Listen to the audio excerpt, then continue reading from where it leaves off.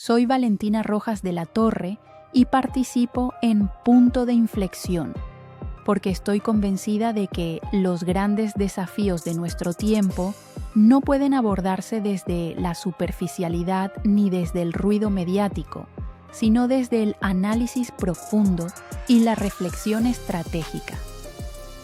En Active Learning Chile Radio Online, busco aportar una mirada estructural, conectando los hechos con sus causas y sus consecuencias, para contribuir a un debate serio, informado y con visión de futuro, donde las ideas se construyen con fundamento y responsabilidad.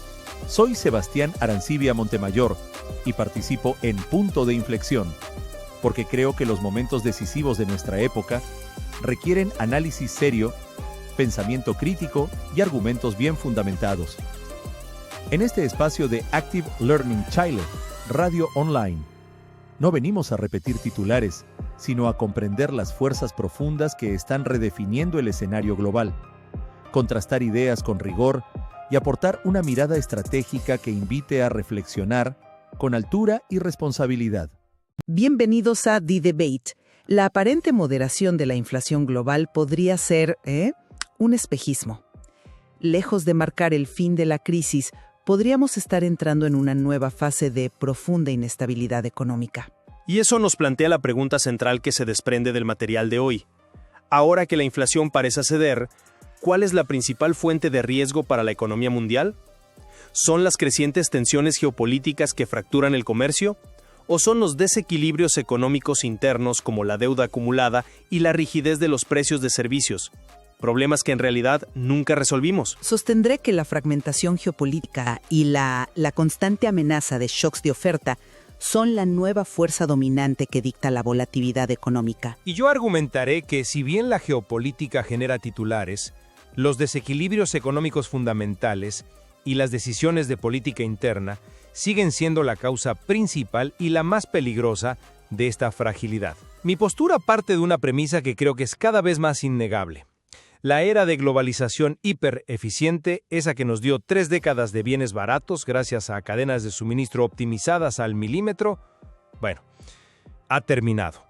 Hemos entrado en una fase donde los shocks geopolíticos no son la excepción, sino la nueva norma. La economía, me parece, se ha vuelto subordinada a la política internacional. La evidencia es abrumadora. Ya no se trata solo de aranceles. Hablamos de un reordenamiento total de las cadenas de suministro bajo este concepto de friendshoring. Es más barato, sino de dónde es más seguro políticamente. Y esa seguridad tiene un costo inflacionario estructural. El material lo detalla. La vulnerabilidad de rutas marítimas clave como el Mar Rojo o las tensiones en el Mar de China Meridional pueden paralizar el comercio de componentes esenciales de la noche a la mañana. Esto genera una inflación de oferta impredecible que escapa al control de cualquier banco central. Los escenarios de escalada global que se identifican son muy claros. El camino 1, que es una fragmentación lenta y progresiva que nos empobrece a todos, y el camino 2, un shock energético o logístico repentino que desencadena una crisis. En este contexto, la política monetaria y fiscal de los países es casi puramente reactiva. La verdadera causa de la inestabilidad ya no está en los modelos económicos, sino en el mapa geopolítico. Yo lo veo, desde otro ángulo. Es indiscutible que los factores geopolíticos son catalizadores importantes, claro. Pero la verdadera vulnerabilidad, la razón por la que estos catalizadores tienen un efecto tan devastador, proviene de problemas estructurales económicos que hemos arrastrado y empeorado durante años. Me refiero a la herencia tóxica de la década de dinero barato que siguió a la crisis de 2008 y que fue turboalimentada por las masivas y quizás imprudentes respuestas fiscales a la pandemia. Enfocarse en los conflictos externos es, para mí, una distracción conveniente que nos impide ver el problema de fondo. El material lo respalda con datos. Por ejemplo, la persistencia de la inflación de servicios, que el texto describe muy acertadamente como pegajosa. Cierto. Y no es pegajosa por un conflicto lejano, lo es porque está ligada a los salarios y a los costos locales. De hecho, Fíjate que algunos análisis de la OCDE muestran que en la eurozona la inflación de servicios contribuyó con más del 40% a la inflación total del último año, mientras que la de bienes industriales fue casi nula. El problema está en casa. Y no podemos ignorar la montaña de deuda pública y privada que limita las opciones de los gobiernos y nos pone de lleno en el camino 3, una crisis de deuda con contagio financiero. Los mayores peligros no están en los titulares sobre conflictos, sino ocultos en los balances de los gobiernos, las empresas y los hogares. Pero esa distinción que haces entre la inflación de bienes y la de servicios es precisamente lo que prueba mi punto. El fenómeno que el material llama desinflación desigual es la evidencia más clara. ¿Por qué es desigual? Porque los distintos componentes de la inflación tienen exposiciones diferentes a la geopolítica. Los precios de los bienes industriales caen porque dependen de cadenas de suministro globales, de costos de transporte y aunque estas cadenas están fracturadas, algunos de los cuellos de botella de la pandemia se han aliviado temporalmente.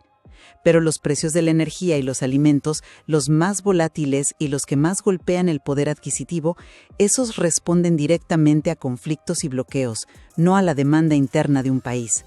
La heterogeneidad de la inflación no es una señal de problemas domésticos, sino la huella digital de una serie de shocks de oferta externos y localizados. Y entiendo perfectamente tu lógica, pero creo que omite una parte crucial.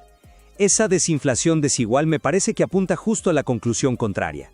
Si el problema principal fuera la oferta global y los shocks externos, esperaríamos ver patrones más homogéneos entre países con perfiles comerciales similares. Pero no es lo que vemos. Vemos enormes divergencias. ¿Cómo explicas, por ejemplo, que Suiza, que es una economía totalmente abierta y expuesta al comercio mundial, haya controlado la inflación mucho mejor que sus vecinos? No fue por un cambio en la geopolítica, fue porque su Banco Central tomó decisiones internas drásticas y tempranas que funcionaron. El hecho de que la inflación core o subyacente siga siendo la principal preocupación de los bancos centrales, como lo admite la Reserva Federal y el BCE, demuestra que el problema es estructural, es interno. Están luchando contra la dinámica de salarios y la baja productividad, no contra un bloqueo portuario. Mencionas el caso de Suiza, que es interesante, pero podría considerarse una excepción por la fortaleza única de su moneda como activo refugio. El panorama general es que la capacidad de los bancos centrales para controlar la situación se ha erosionado dramáticamente. Y esto me lleva a la pregunta clave: ¿quiénes son los actores que realmente mueven la aguja hoy? Yo creo que subestimas el cambio de paradigma. Hoy, los actores más determinantes son los geopolíticos. Gobiernos que imponen sanciones, grupos que bloquean rutas marítimas, países que usan sus recursos energéticos como un arma. Frente a eso, los banqueros centrales tienen un control cada vez menor. Su principal herramienta, la capacidad de anclar expectativas, se vuelve casi inútil cuando un tuit o un ataque con drones a miles de kilómetros puede cambiar toda la estructura de costos de una economía. Se han convertido, en bomberos en un bosque lleno de pirómanos. Con todo respeto, no me convence ese argumento. Y te explico por qué. Los bancos centrales y las autoridades fiscales siguen siendo por mucho los actores cruciales. No podemos olvidar el origen de esta crisis inflacionaria. Fueron sus decisiones coordinadas de estímulo monetario sin precedentes y de gasto fiscal masivo durante la pandemia las que crearon un tsunami de demanda que chocó contra una oferta que estaba temporalmente restringida. Ellos inundaron el sistema de liquidez. Y ahora son sus decisiones sobre la velocidad del ajuste, sobre cómo gestionar la deuda acumulada las que determinarán si tenemos un aterrizaje suave o una crisis financiera. Me está diciendo que la decisión del Banco Central de Brasil de subir las tasas al 13.75% fue una reacción a la geopolítica y no una decisión soberana y muy dolorosa para combatir una demanda interna sobrecalentada por sus propias políticas fiscales expansivas. Los actores geopolíticos crean ruido y volatilidad, sin duda, pero los actores económicos nacionales son los que deciden si la casa tiene cimientos de hormigón o es un castillo de naipes. Pero es que esas decisiones de los bancos centrales no ocurrieron en un vacío. Fueron una respuesta directa a un shock global, la pandemia, que es mi punto.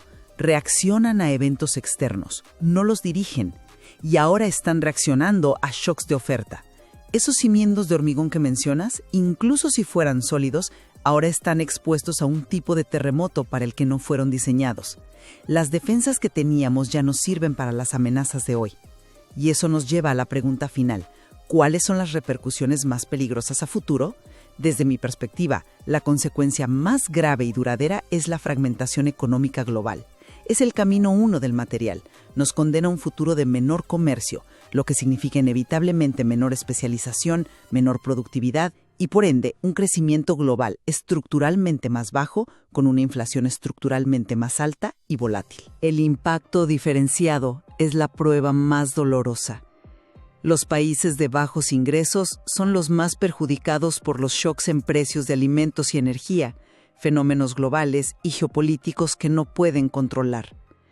Esta fragmentación no solo nos hace más pobres, nos hace más inestables y más propensos a conflictos. Es un argumento muy potente, pero yo lo enmarcaría de otra manera. La repercusión más inmediata y, en mi opinión, más peligrosa es de carácter social y financiero a nivel nacional. La pérdida acumulada de poder adquisitivo que menciona el material no es una estadística abstracta, genera un descontento social profundo y una polarización política que están desestabilizando democracias consolidadas desde adentro. Esa es una crisis interna, no importada. Y lo que es aún más grave, el riesgo de una crisis de deuda, el camino 3, puede desencadenar un contagio global mucho más rápido y devastador que cualquier arancel. Cuando un país importante entra en crisis de deuda, el shock se transmite por el sistema financiero global en cuestión de horas, no de meses. La vulnerabilidad sistémica, la que realmente puede provocar un colapso, no viene de un barco que se retrasa, sino de un sistema financiero apalancado sobre una deuda que se ha vuelto impagable. La fragilidad más peligrosa viene de adentro. Entiendo el punto sobre el contagio financiero, pero esa vulnerabilidad interna es precisamente lo que hace que los shocks geopolíticos sean tan peligrosos hoy. Una economía global sana podría absorber un shock de precios energéticos, pero un sistema global frágil y sobreendeudado, sometido a una era de constantes shocks de oferta, es un sistema que está siendo probado hasta su punto de ruptura. La presión externa es la variable que ha cambiado, la que está llevando al límite a un sistema que ya tenía debilidades. Y yo diría que esa presión externa siempre ha existido. La guerra del Yom Kippur en los 70s fue un shock geopolítico inmenso. La diferencia es que hoy nos encuentra con las defensas bajas por nuestras propias decisiones. Tienes razón en que un bloqueo en el Mar Rojo es un problema grave, no hay duda. Pero ese shock solo amenaza con ser devastador porque nuestras economías ya estaban en un punto de quiebre por la deuda y los desequilibrios fiscales. El bloqueo es el síntoma que agrava la condición, pero la deuda es la enfermedad subyacente. En resumen, y a la luz de esta discusión, mantengo mi posición. Aunque los desequilibrios internos son reales, la nueva normalidad es que la estabilidad económica global depende ante todo de la estabilidad geopolítica. La fragilidad ante shocks de oferta externos se ha convertido en el rasgo que define esta nueva era y representa, por tanto, la principal amenaza para el crecimiento y el bienestar a largo plazo. Y mi conclusión es que los eventos geopolíticos actúan como la chispa, pero el polvorín lo hemos construido nosotros durante décadas, con deuda acumulada, baja productividad y políticas fiscales insostenibles. Sin resolver estos fundamentos económicos internos, cualquier shock externo, por pequeño que sea, tiene el potencial de desencadenar una crisis de proporciones mucho mayores. La atención debe volver a casa. Queda claro que ambas fuerzas, la geopolítica y los fundamentos económicos, están profundamente interconectadas. El análisis no busca determinar si un factor importa y el otro no. Exacto. El verdadero diálogo es sobre cuál de ellos es la fuerza dominante que definirá la próxima década. El material que hemos discutido hoy deja claro que entender esta compleja interacción es absolutamente clave para navegar la nueva y difícil fase en la que ha entrado la economía mundial.